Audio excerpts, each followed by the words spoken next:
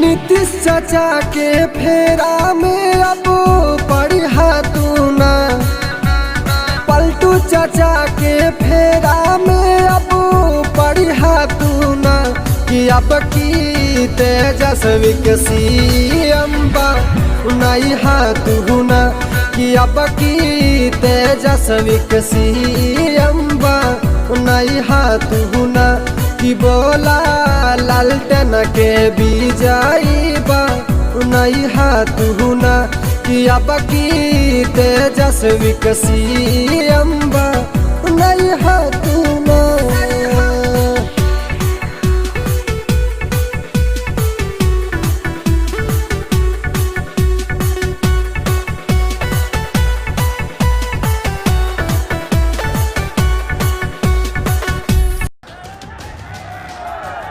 नौजवानों को रोजगार मिल गया, बिहार को विशेष राज्य का दर्जा मिल गया, ये भी झांसा दे दिया कि काला धन लाएंगे, हर गरीब को मुफ्त में 15 से 20 लाख रुपया यूं ही मिल जाएगा।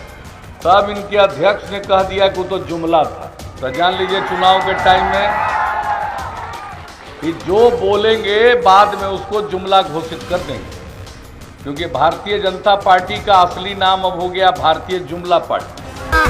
15 साल बीत गईले पूरल नइखे सारधा, काबो नहीं ले पहले विशेष राज्य के दर्जा।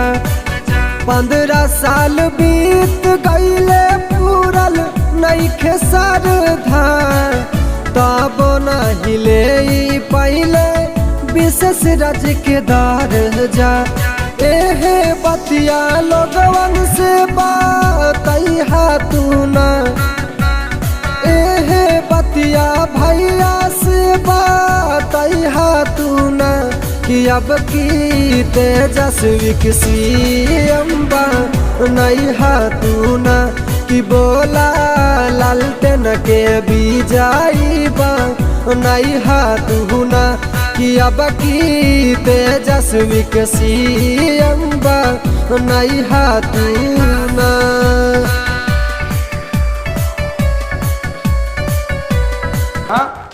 जिसके यहाँ 2 करोड़ रुपया नकदी धराया उसको आपने मंत्री बनाया। आप किस मुंह से ये बात बोलते हैं? 2 करोड़ नकदी, बताइए 2 करोड़ नकदी का हिसाब क्या हुआ? यहां करके बड़ा हिसाब मांगते, अपना हिसाब न दीजिए।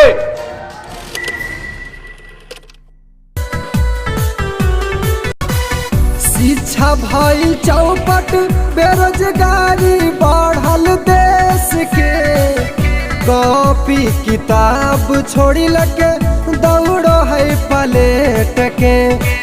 शिक्षा भइल चौपट, बेरोजगारी बढ़ल देश के, कॉपी किताब छोड़ी लगे दौड़ो है पलेट के।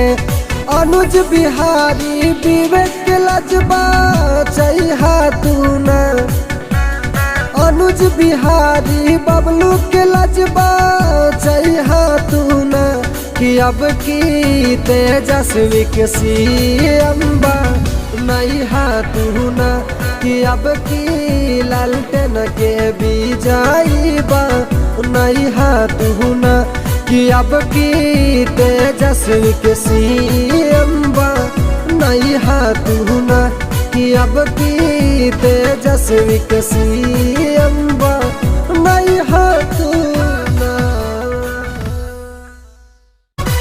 शिक्षा भइल चौपट, बेरोजगार